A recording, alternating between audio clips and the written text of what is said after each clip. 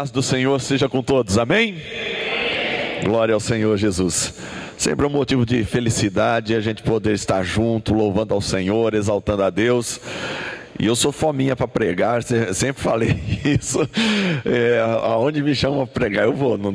Gosto de estar ministrando, né? A gente foi chamado para isso, para levar a palavra do Senhor, né? E aquilo que o Senhor tem dado aos nossos corações, nós precisamos estar repartindo. Você, como igreja do Senhor, reparta sempre a palavra com outra pessoa, amém? Em nome de Jesus. E não vamos sair daquilo que está sendo ministrado já no ensino, sobre as 7 cartas ali do Apocalipse para as igrejas da Ásia, né? E nós vamos estar dando hoje, só que não na mesma linha, né, de uma carta especificamente, mas vamos dar um esboço do geral, amém? Em nome de Jesus. Eu queria que você estivesse orando também, continuasse orando. Se você quiser se assentar, pode se assentar, mas faça uma oração agora, pedindo para o Senhor ministrar ao teu coração algo que vá falar especificamente ou particularmente contigo, para que o Senhor esteja ali tendo liberdade de poder ministrar ao seu coração aquilo que realmente você esteja precisando nesta manhã, amém? Feche seus olhos, curva sua cabeça e ore ao Senhor. Deus amado, em nome de Jesus, Pai, nós nos colocamos em Tuas mãos, ó Deus, como servos do Senhor, ó Deus, como corações carentes, necessitados, Senhor, como terra seca que precisa da água do Senhor. Deus amado, o nosso coração anela, suspira pela Tua presença, Pai. Nós queremos, ó Deus, estar aqui sendo revestidos, ó Deus, com a Tua graça, para caminharmos, ó Deus, conforme a Tua orientação, ó Deus, em nome de Jesus. Abençoa a cada um aqui, Senhor. Ó Deus, derrama da Tua palavra sobre cada coração. Fala, ó Deus, particularmente, ó Deus, em nome de Jesus, Senhor. Em nome de Jesus. Amém, ó Deus. Amém. Amém, queridos. Em Apocalipse capítulo 2 e até o capítulo 3, você vai encontrar as 7 cartas aí da igreja, as 7 cartas, as igrejas da Ásia. Particularmente ali, ou vendo cada igreja, né, a localidade de cada igreja, elas se situam numa região próxima, né, tendo em torno de 500 quilômetros, uma cidade dessas. Cada carta, essa aqui era uma cidade, e elas eram próximas ali na Ásia. Hoje a região ali da Turquia, né, que é essa localidade onde as igrejas estavam e faziam parte. A igreja é a primeira igreja a ser mencionada. Na época, João ministrou naquela região, o apóstolo João, esse que escreveu o Apocalipse, o livro das Revelações. Timóteo foi encarregado, foi presbítero lá em Éfeso também. Era uma cidade que tinha suas particularidades, tinha os deuses que eram de adoração da cidade, e cada cidade aqui tinha lá os seus deuses também. Mas hoje nós vamos estar falando de uma forma geral e declarando algumas coisas às vezes que a gente não pensa, ou como que foi elaborado aquilo que Deus passou para João. Quando é dado essa revelação do livro de Apocalipse a João, eram coisas futuras, não eram coisas que estavam apenas acontecendo ali no momento, coisas que ainda não aconteceram nos nossos dias. O livro de Apocalipse é o livro da revelação das coisas futuras, aquilo que iria acontecer, coisas que iriam ocorrer. E muito daquilo que é dado aqui na palavra, João olha, enxerga com a sua visão ali local ainda contemporânea, e ele então não entende algumas coisas futuras, algumas coisas que estão acontecendo. Por isso é dado espiritualmente para João, para que ele possa declarar e aquilo venha a ser depois compreendido. Quando é dado o livro, as cartas à igreja de Éfeso, as igrejas da Ásia, tem pelo menos 3 linhas teológicas que falam sobre essas cartas. E uma seria a carta particularmente para a igreja, as igrejas ali com características específicas, né? Não havia apenas essas 7 igrejas ali na cidade, havia muito, ali naquela região, havia muito mais igrejas, cidades que já estavam na presença do Senhor, que havia igreja constituída. Mas por que Deus escolhe essas sete igrejas?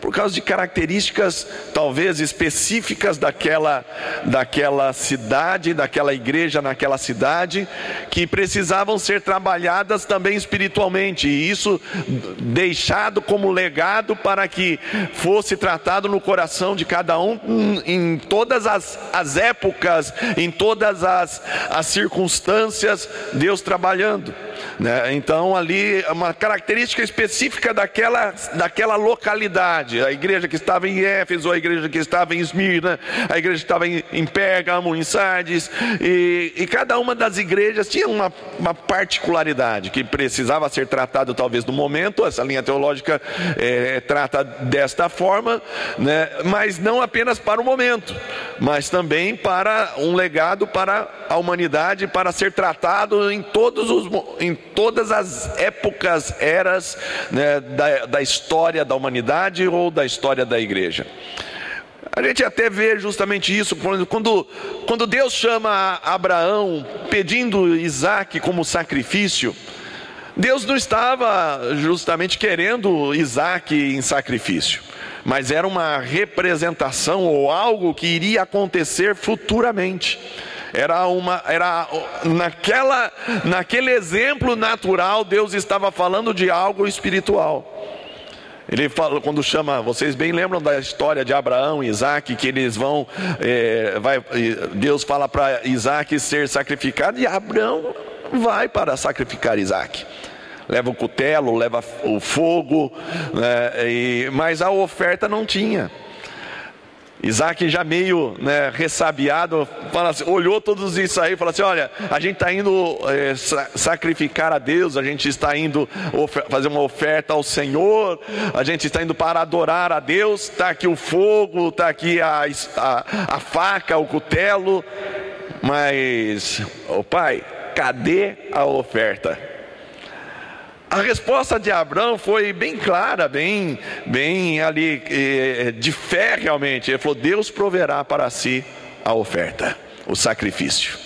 Deus proverá. Abraão estava conhecendo a Deus, estava conhecendo o tamanho do amor de Deus, e ele acreditava piamente, com o coração total, no seu Senhor. Na hora de fazer o sacrifício, ele faz tudo o que era preciso. Montou o altar, colocou a madeira embaixo, amarrou o seu próprio filho e colocou sobre o local do sacrifício. Levantou o cutelo para desferir o golpe, mas Deus ali manda um anjo e fala: não faças tamanha besteira que você vai estar fazendo. Deus não quer ele como um sacrifício. E nesse momento aparece um carneiro ali, uma ovelha enroscada entre os espinhos, e aquele carneiro foi a oferta que Deus havia providenciado. A oferta tomando o lugar do homem, né? Aquele que iria tomar. Ali naquele exemplo natural, Deus estava falando de algo espiritual que iria acontecer. Jesus vindo até nós. Jesus vindo até a humanidade para resgatar a humanidade e tomar o seu lugar na morte. E Jesus morre a morte de cruz. Então, num exemplo natural, Deus estava falando de algo espiritual. Aqui é uma linha teológica que fala justamente disto, de que ali eram problemas específicos daquela igreja, naquela localidade, mas que não estava se referindo especificamente àquele povo, mas sim de uma forma geral e espiritual, para que nós pudéssemos também usufruir de bênçãos dos nossos dias. Para mim e para você essa palavra, amém? Deus tratando aqui. E também uma outra linha teológica, né, que fala sobre a igreja, cada igreja dessa, uma época, seria a característica de uma igreja em determinado tempo da história, da sua história e da história de todos os nossos irmãos antepassados, aqueles que sofreram os problemas, a história da igreja. Começando desde lá de Jesus, a formação dos discípulos, dos apóstolos, né, ali e começando então a era cristã, o tempo cristão, e desde lá até a volta de Jesus. Essas cartas seriam características da igreja em determinado momento da história. E hoje eu quero apenas dar uma pincelada nesta linha teológica, né? Eu creio nas duas vertentes ou outras vertentes que possam ter aí, né? Mas essas cartas foram escritas não apenas para as igrejas lá na Ásia, mas elas foram escritas para o proveito de todo aquele que faz parte do corpo de Cristo, para que nós venhamos estar enxergando, vendo essas coisas e sendo trabalhados, moldados, talhados pelo Senhor. Que as nossas características venham ser moldadas pelo agir do Espírito do Senhor. E assim diz o Espírito às igrejas. Amém? Ali a igreja do Senhor.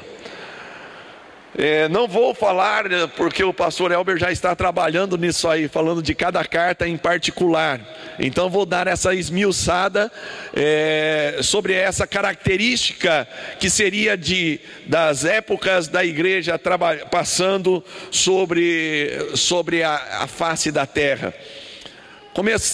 A primeira carta de Éfeso, e todas as cartas você vai ver que ele fala sobre algo bom que a igreja está fazendo, algo ruim que acontece ali na igreja, e dá uma promessa também, né? E dá uma exortação. Então você sempre vai ver aqui algo sendo enunciado desta forma, cada igreja. E se a gente for trabalhar, enxergar, ver aquilo que aconteceu nessas igrejas, vamos ver que realmente se encaixa dentro de períodos que aconteceu da história da igreja. Essa primeira carta à igreja de Éfeso, e na verdade está até cronologicamente descrita essas cartas. Quando vê aqui a igreja de Éfeso, fala o capítulo 2, versículo 2: eu sei as tuas obras e o teu trabalho, a tua paciência, e que não podes sofrer os maus, e pusestes à prova os que dizem ser apóstolos e não o são, e tu os achaste mentirosos. E sofrestes e tens paciência, e trabalhastes pelo meu nome, e não te cansastes. Tenho, porém, contra ti, daí entra uma parte justamente daquilo que acontece. Por quê? E sempre existe um elogio e uma varinha, uma chibatada. Por quê? Porque, amados, entenda sempre o seguinte: Deus, Ele atua e Ele quer salvar apenas nós. Apenas um grupinho escolhido? Não. Deus quer salvar toda a humanidade. A palavra de Deus é para que seja difundida, passada para todos. Deus quer que todos sejam salvos. Amém? Que todos sejam salvos. Alguns é que recebem essa palavra e deixam a palavra crescer no coração. a boa terra. E dentro da igreja, não existem somente vasos de honra, e a Bíblia mesmo fala sobre isso. Existem vasos de honra e vasos de desonra, né? Vasos de ouro, vasos de barro, né? Pessoas, no contexto, pessoas que estão querendo levar Deus a sério e que durante toda a história da igreja, não pensa que em um determinado momento da história Deus deixou o seu povo ali à mercê do acaso. De maneira alguma, Deus sempre esteve presente. Jesus nunca vai deixar a igreja. Ele mesmo disse, antes de ser elevado aos céus, ele falou que ele estaria conosco até a consumação dos séculos. Ele não nos deixaria. E ele estava falando não deixar apenas aquele povo que ele estava vendo ali, os seus discípulos, mas ele estava falando da igreja. Durante já mais de 2000 anos que este fato aconteceu, e Jesus não deixou a sua igreja durante toda essa história, durante todo este período. Jesus continuou. Pessoas que lá no ano de 200, no ano 300, 500, 1000, 1500, 2000, o Senhor Jesus continuando trabalhando nos corações, em pessoas, para que eles sejam portadores da bênção e da palavra e das promessas do Senhor. A palavra de Deus nunca se perdeu, meu amado, nunca se perdeu. Sempre foi guardada nos corações e passada de geração em geração, e chegou até nós. E nós temos a tarefa de continuar esse mesmo ministério, difundir a palavra do Senhor. A igreja de Éfeso, essa igreja então do começo da nossa era cristã, da nossa época cristã, é o começo do caminhar, do fundamento, de estar estabelecendo os princípios de Jesus, de Deus, a palavra do Senhor. É a igreja sofredora, é a igreja que estava ali trabalhando, e mesmo naquela época havia já heresias sendo disseminadas, havia contextos errados de Deus, e palavras para minguar todo o movimento do Senhor. O inimigo sempre trabalhou para que a palavra ficasse bloqueada. Mas aqui a gente vê então a característica de uma igreja dos seus primeiros anos, até os 100 anos. O começo da igreja, a igreja apostólica. O último apóstolo a morrer foi justamente esse que escreve o livro de Apocalipse. Morreu com 90 e poucos anos, de morte natural. E olha que tentaram matar o nosso amado irmão. Tentaram de tudo quanto é forma, mas não conseguiram. Gente, jogaram até óleo fervente nele e não mataram o bichinho, né? Deus tinha um plano para ele. Aqui, quando Deus dá essa revelação ao apóstolo João, ele estava na ilha de Patmos, uma ilha prisão, uma ilha que é só pedra, não tem nada ali de gostoso, não é uma ilha paradisíaca, não era nada disso, era uma ilha prisão. E João estava lá por estar preso, estava passando por problemas por ali, e Deus concede a ele a revelação, e ele tem essa visão e escreve, né, e ministra isso e deixa esse legado para nós, a palavra do Senhor. A igreja então inicial, essa igreja de Éfeso, a igreja apostólica, os 100 primeiros anos. Na segunda carta, a gente vê a igreja de Esmirna, capítulo 2, o versículo 9. Eu sei as tuas obras e tribulação. Deixa aberto aí no capítulo 2, né, que a gente vai lendo em seguida, tá? Não fecha não. Eu sei versículo 9, capítulo 2, versículo 9. Eu sei as tuas obras e tribulação e pobreza, mas tu és rico. E a blasfêmia dos que se dizem judeus e não o são, mas são a sinagoga de Satanás. Nada temas das coisas que hás de padecer. Eis que o diabo lançará alguns de vós na prisão, para que sejais tentados. E tereis uma tribulação de 10 dias. Sê fiel até a morte, e dar-te-ei a coroa da vida. Aleluia. Amados, este é um outro período da história da igreja. Irmãos, do ano 100 e pouco até o ano 300... passaram por perseguições. O Império Romano ainda dominava. O Império Romano ainda tinha controle político, financeiro sobre grande parte daquelas regiões. Os irmãos que se convertiam, aquelas pessoas que se convertiam e se tornaram irmãos na fé nossos, eles passaram por lutas, por perseguições. Muitos foram mortos de forma brutal. Perto do ano 300, muitos eram levados aos teatros, aos anfiteatros, ou ali os coliseus, né, para serem mortos por animais, por leões, por animais ferozes. Muitos foram colocados em estacas e queimados. A igreja inicial foi sofredora.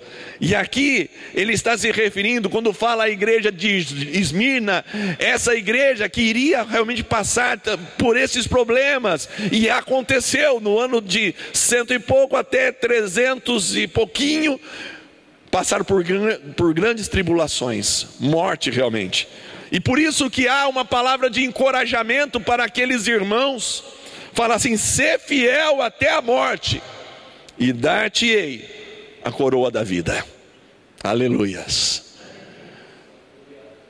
Hoje, se a gente for obrigado a tomar um posicionamento, qual nós tomaríamos? Você nega Jesus para você viver, ou você vai morrer dessa forma, se não negar? Vamos pensar o seguinte: talvez por nós a gente morra, fala, não, pode matar, não tem problema. Mas deixa eu pegar esse casalzinho que está aqui na frente. Como chama o filho de vocês? Gustavo? Otávio. Se chegam aqui e falam assim: eu vou matar, é o teu filho. Se você não negar, eu vou matar o teu filho. Não vou fazer nada com você, mas você vai ver o seu filho sendo morto. Qual que seria o nosso posicionamento? Será que a gente realmente ficaria firme ou não? Eu falo isso porque eu sou pai também. Pode fazer o que quiser comigo, né? Mas meu filho, não, né? Protejo, né? Daria a minha vida pelo meu filho, né? Pelos meus filhos. E quando mas aconteceu um fato, e isso é verídico. Países onde um país onde a palavra, não me recordo qual o país certo, mas isso é um testemunho que aconteceu de um pastor. Ele tinha sido preso por pregar o evangelho. E prenderam toda a sua família também. Só de falar embarga a minha voz. E eles foram levados para serem mortos. E deram a alternativa para aquele pastor: nega tudo que você falou, tudo que você disse, senão nós vamos matar o seu filho.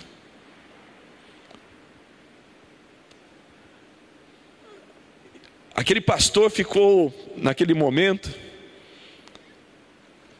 talvez ali naquela expectativa, falando para Deus: Deus, manda fogo, né? Talvez foi isso que passou na cabeça daquele pastor. Mas o filho, aquela criança, falou para o pai: pai, não negue, porque daqui a pouco nós estaremos juntos no paraíso. Amados, a igreja sofredora, essa desses primeiros anos, viram filhos sendo mortos, viram famílias sendo mortas. viram os pais sendo mortos, mas perseverou, continuou. Quando eram levados para serem mortos, não negavam a sua fé e perseveravam, e a igreja se fortalecia. A igreja tinha testemunhos de pessoas que eram fiéis até a morte. Aleluia. Os 200 aí, 100 anos até 300 mais ou menos, essa igreja sofreu perseguições, a nossa igreja sofreu perseguições, o povo do Senhor sofreu perseguições. Eu falo a nossa igreja porque nós fazemos parte dessa igreja, nós fazemos parte deste mover do Senhor. Deus trata com corações. Há pessoas salvas e pertencentes à igreja de Cristo em todas as denominações, porque Deus não trata particularmente com denominações, mas Ele trata com corações, com vidas. E há pessoas salvas em todas as denominações, e também pessoas que não são salvas frequentando a igreja.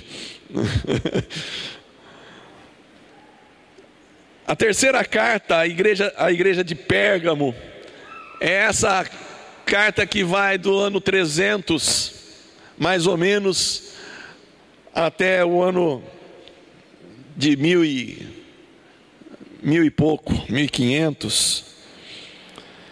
Ele fala de uma igreja aqui diminui a perseguição. Em 300 e pouco, Constantino, imperador romano, ele tem uma visão de uma cruz e coloca essa cruz como seu estandarte, e ele então começa a trazer a religião cristã para o seu império, e ele se transforma, e ele pega como sendo o primeiro líder político, religioso e militar do império, né? E ele começa então para de fazer a perseguição ao povo cristão, mas começa a agregar determinadas coisas que deturpam, porque Constantino na verdade não se converteu patavina nenhuma, né? Era uma estratégia para manter o povo unificado através da religião. Então estabeleceu uma religião única, que seria o cristianismo, e forçava todos os outros países, as outras pessoas, a se converterem de uma forma sem se converterem realmente. Era imposição, né? E imposição nunca deu certo. Mas para isso ele fez também alguns ajustes dentro de um contexto que não tem ajuste, né? A palavra do Senhor não se muda. Versículo 13. Mas isso aqui Deus não está falando a uma pessoa específica, mas falando a uma época,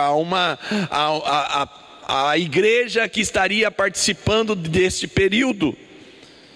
Eu sei as tuas obras e onde habitas, que é onde está o trono de Satanás, e retens o meu nome, e não negastes a minha fé, ainda nos dias de Antipas, minha fiel testemunha, o qual foi morto entre vós, onde Satanás habita. Mas umas poucas de coisas tenho contra ti, porque tens lá os que seguem a doutrina de Balaão, o qual ensinava a Balaque a lançar tropeços diante dos filhos de Israel, para que comessem dos sacrifícios da idolatria e se prostituíssem. Assim tens também os que seguem a doutrina dos nicolaítas, o que eu aborreço.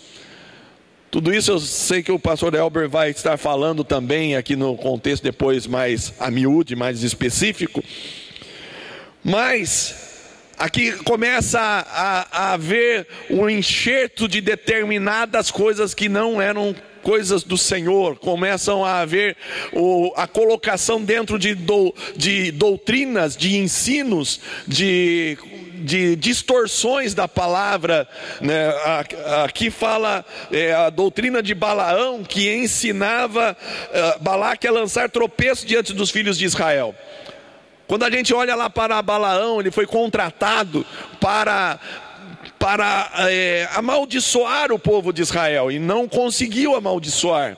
Então o jeito dele falar, olha, o jeito da gente ter vitória sobre eles, vamos chamar o povo para uma grande festa, mas nessa festa havia toda forma de promiscuidade, de coisas erradas, e eles fizeram essa festa. Então o jeito deles poderem fazer o povo se enfraquecer foi fazendo com que o povo se prostituísse.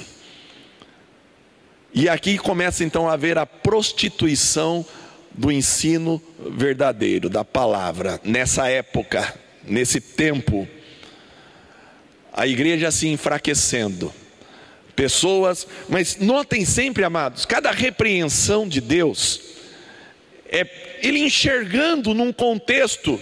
Aqui a igreja, ela, de uma forma ou de outra, ela dominava, e que começou a haver então a denominação, né? Ali que começa a Igreja Católica Apostólica Romana, nesse contexto aqui, porque Constantino foi o primeiro imperador que assumiu ali a liderança da igreja, político e militar. Ele traz para si toda aquela estratégia, e ele começa a colocar algumas formatos do que teria que ser feito, de como fazer. E quando Deus olha para esse período de história, Ele fala para as pessoas também. Olha o versículo 16: arrepende-te, pois, quando não em breve virei a ti, contra eles batalharei com a espada da minha boca. Espada da minha boca, a palavra verdadeira que não se perde. Lembre-se disso. Durante todo o período da história cristã, Deus sempre preservou corações fiéis. Há uma igreja que começa a se enfraquecer, mas há pessoas que continuam firmes, fiéis ao Senhor. E dentro deste contexto, aqui a história da igreja iria passar por períodos de prostituição, de afastamento, mas continuando dentro desse contexto de que eram cristãos. Há um enfraquecimento. Essa quarta carta à igreja de Tiatira, o versículo 19, capítulo 2, versículo 19: eu conheço as tuas obras e o teu amor, e o teu serviço, e a tua fé, e a tua paciência, e que as tuas últimas obras são mais do que as primeiras. Mas tenho contra ti que toleras Jezabel, mulher que se diz profetiza, ensinar e enganar os meus servos, para que se prostituam e comam dos sacrifícios da idolatria. Aqui Deus falando espiritualmente à igreja de determinada época, e que ainda continua nesse período aí, a Idade Média, quando a gente vê que eram colocados indultos, né? Que aqui já chegando próximo a essa próxima carta da igreja de Sardo, posterior, que é o período da reforma. Mas a igreja passou por um período ali de conturbado, que as pessoas, lideranças da igreja, estavam completamente longe de Deus. Mas o povo do Senhor continuava firme. A igreja e a palavra do Senhor viva nos corações. Um período onde a Bíblia não se era falada, mas se dava razão às liturgias. Então Deus, Ele ministra aqui a um povo que era fiel, um povo que continuava mesmo diante das circunstâncias, mesmo diante dos problemas, mas era um povo fiel, que tinham obras realmente de fé. As suas obras estavam caminhando, o serviço que eles faziam, obras de amor. Era esse povo também que fazia parte da igreja de Cristo, que estava caminhando durante esse período de tribulado, período de angústias, mas pessoas fiéis. Você também está dentro de um contexto hoje, e nós vamos chegar a isso aí. A quinta carta é a igreja de Sardo.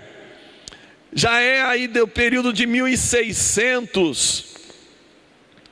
até 1700 e pouco. Vamos ver capítulo 3.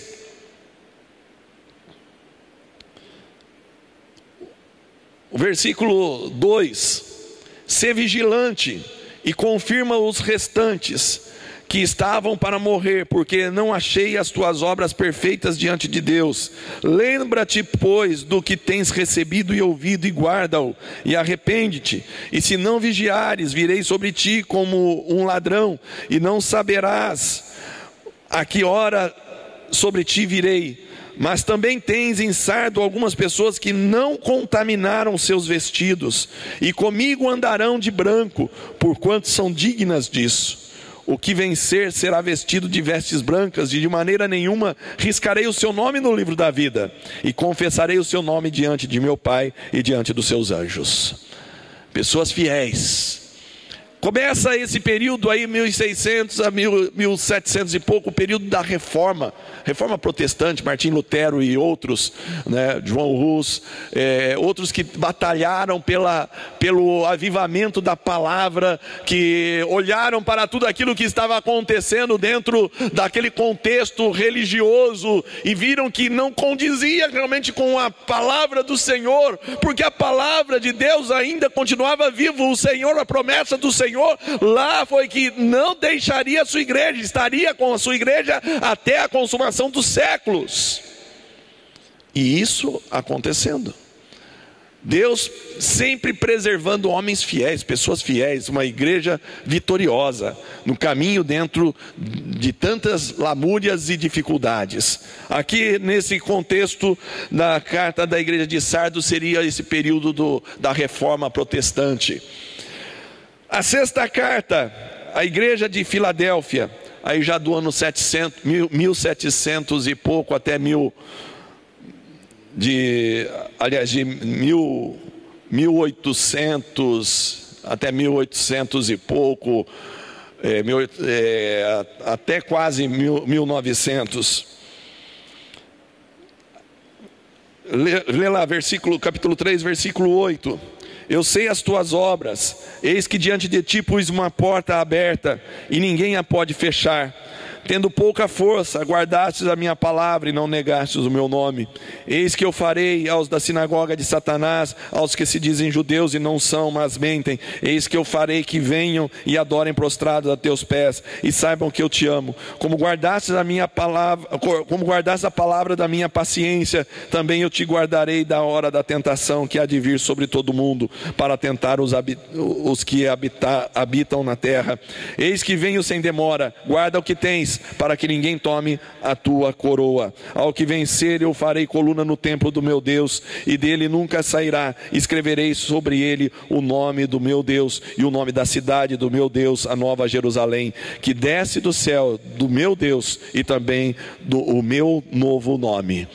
Essa carta é a única que vocês não vêem nenhuma acusação falando de alguma coisa errada. É o período do avivamento, o período do avivamento espiritual, o derramamento do Espírito Santo, o cumprimento também ali do avivamento da igreja. Esse período de 1800, 1700 e pouco a 1800, começa o avivamento da igreja. A igreja já tinha passado pela reforma, mas a reforma não foi suficiente para fazer ali aquela reforma, não foi suficiente para tratar as necessidades da humanidade em si mesmo, e Deus continua ministrando, continua fazendo sobre a igreja, o seu povo, a obra dele. Então nesse período vem o avivamento espiritual, e Deus começa a trabalhar, derramamento, muitos recebendo os dons espirituais, muitos sendo fortalecidos, o despertamento para a leitura da palavra, o despertamento para a oração. Deus trabalha então este avivamento sobre a sua igreja. E a sétima carta, a igreja de Laodiceia. Tô olhando lá no relógio, viu? Tô falando e olhando no relógio. Tá certo lá o relógio, né?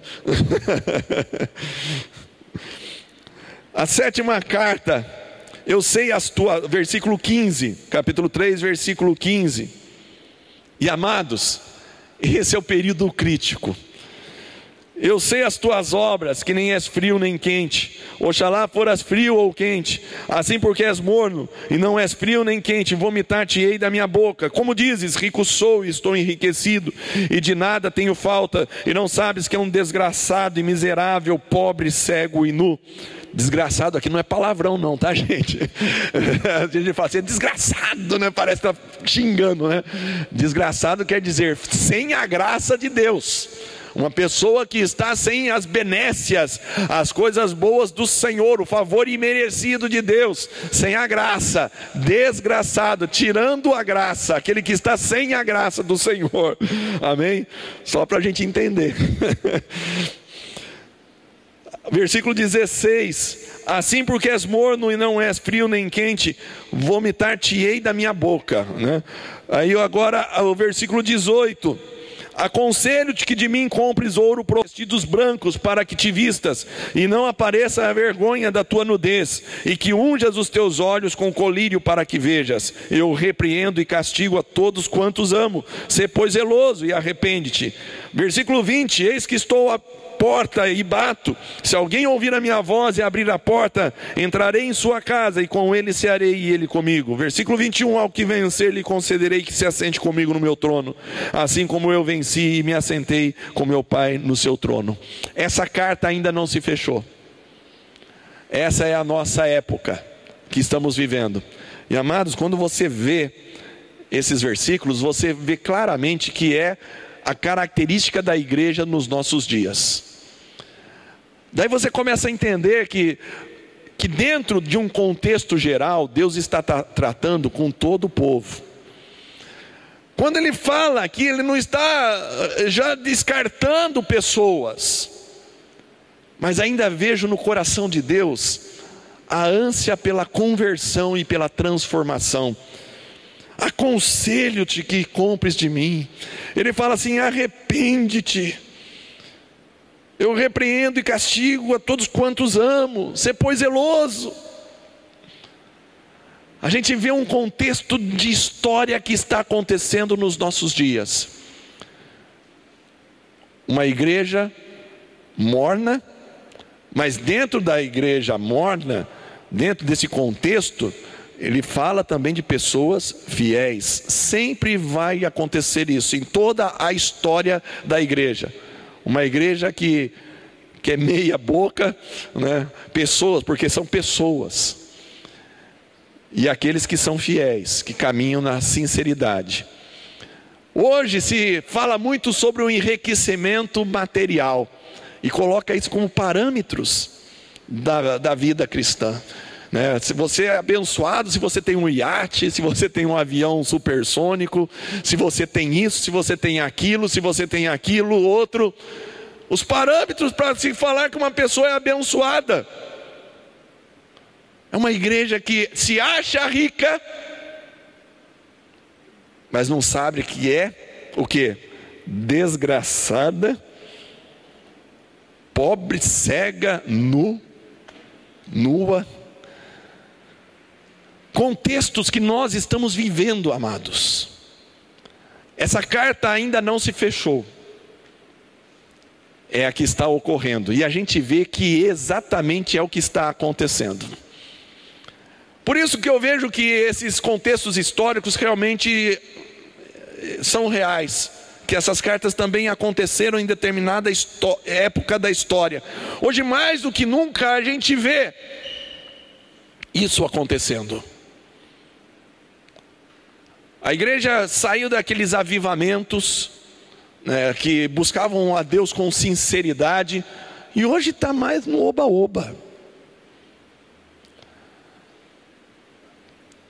Para que seja alguma coisa, ele precisa ter. E não é tendo que nós somos. Eu preciso ter isso. Uma vez uma pessoa chegou, falou assim: olha, vai, evangeliza para uma pessoa de uma denominação, um religioso cristão, né? Mas você vai e fala, né, do evangelho. O senhor não fala para ninguém do evangelho. Ele falou: não, mas eu não posso falar. Como que eu vou falar se eu não tenho um carro do ano? Como que eu posso falar para uma pessoa que de repente tem um carro do ano, eu vou chegar e falar que Deus é bom, sendo que eu não tenho um carro do ano? Ah, peraí, meu irmão, né? Eu não preciso ter nada para que eu seja rico. Eu não preciso ter nada de material para que eu tenha felicidade. E na verdade as bases reais das nossas necessidades são emocionais, espirituais e não materiais. Se a gente se sente amado, é o que todo coração precisa. E você já viu qual é o fruto do Espírito de Deus? Do Espírito Santo? Se você ver o fruto do Espírito Santo, você fala, é tudo que eu quero. E nada dali é material. Não estou falando que você não pode ser rico, de maneira alguma, né? A gente pode ter muito dinheiro, mas aonde está o coração? Aquilo que o pastor Osmir falou. Onde está o seu coração? E eu quero que vocês tenham muito dinheiro para a gente poder investir mais na obra, né? Então trabalhe para isso, sirva ao Senhor, mas o teu coração não está nas riquezas.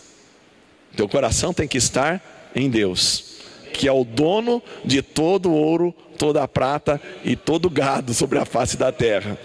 Todas as riquezas, tudo aquilo que seja valioso. Amado, às vezes você passa por dificuldades, não tenha medo das dificuldades. Saiba que tudo é aprendizado.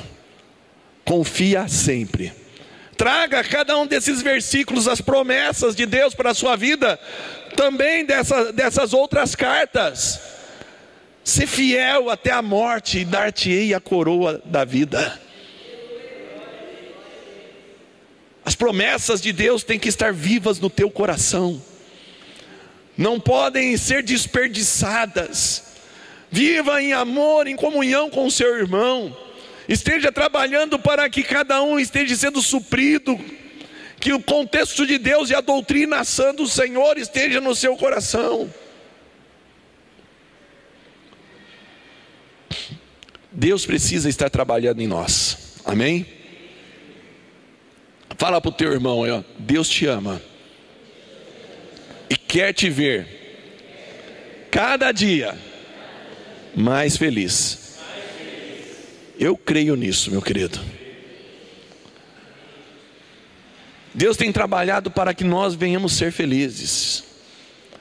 Não pensa, tem muita gente que fala, a minha sina é ser triste mesmo, passar por problemas, por lutas. De maneira alguma. O Senhor Jesus morreu na cruz para te fazer uma nova pessoa, para te fazer vitorioso. A gente vai passar por lutas, mas não tem medo disso não. Não se espante, não fica atemorizado. O Senhor já venceu todas as coisas. E aquilo que ninguém consegue vencer, Ele venceu a própria morte. Amém? Para nos dar vida, e vida em abundância. Glória a Deus. Vamos nos colocar de pé só um instante. Chama o pastor Osmir. Glória a Deus. Feche seus olhos, nós vamos estar em oração. Nós vivemos num contexto hoje, a 7ª carta à igreja de Laodiceia. A característica dessa igreja é uma igreja enfraquecida, uma igreja sem princípios, fiéis no coração. Uma igreja que tem característica, tem aparência, mas não é. E nós precisamos a cada dia entender que Deus quer transformar também essa história na vida dessas pessoas. Quer alcançar a humanidade, aqueles que estão dispersos. Hoje a grande dificuldade não é nem o religiosismo. Hoje a grande dificuldade é o ateísmo. As pessoas com o coração endurecido para Deus. Comece a deixar Deus amolecer cada dia mais o teu coração. Peça colírio do Senhor sobre os teus olhos, para que você esteja vendo. Não se deixa ser enganado pelas aparências, mas ser fiel ao Senhor e caminha querendo cumprir o Evangelho. Amém? Deus amado e santo, em nome de Jesus, Pai, quero colocar a Tua igreja em Tuas mãos, ó Deus, e pedir a bênção do Senhor. Pai amado, nós nos colocamos à disposição do Senhor, ó Pai, à disposição do Senhor para o Senhor poder agir, atuar e, ó Deus, abençoar muitas vidas. Eu creio, ó Deus, na conversão, ó Deus, na transformação de muitos corações ainda. E Deus amado, nós precisamos trabalhar para isso. Eu sei que o Teu coração anela pela salvação. Eu sei, ó Deus, que a Tua vontade é que todos sejam salvos, e nós como igreja, Senhor, na nossa época, ó Deus, nós queremos nos colocar como remanescente fiel, queremos nos colocar, ó Deus, como aqueles que estão trabalhando para o Senhor, independente daquilo que esteja acontecendo ao redor. Deus querido e santo, em nome de Jesus, que o nosso olhar esteja fixo no Senhor, que o Senhor venha estar batendo a porta de muitos corações, e que sejamos a voz do Senhor anunciando isto, Pai. Ó Deus amado, em nome de Jesus, que nós venhamos estar firmes na fé, é o nosso pedido, a nossa oração. Eu declaro a bênção do Senhor sobre cada coração, sobre a Tua igreja que está reunida neste local, Pai, em nome de Jesus. Amém, ó Deus, amém. Quero agradecer aí o convite, glória a Deus, e que Deus esteja abençoando cada um, em nome de Jesus. Amém, queridos, glória a Deus.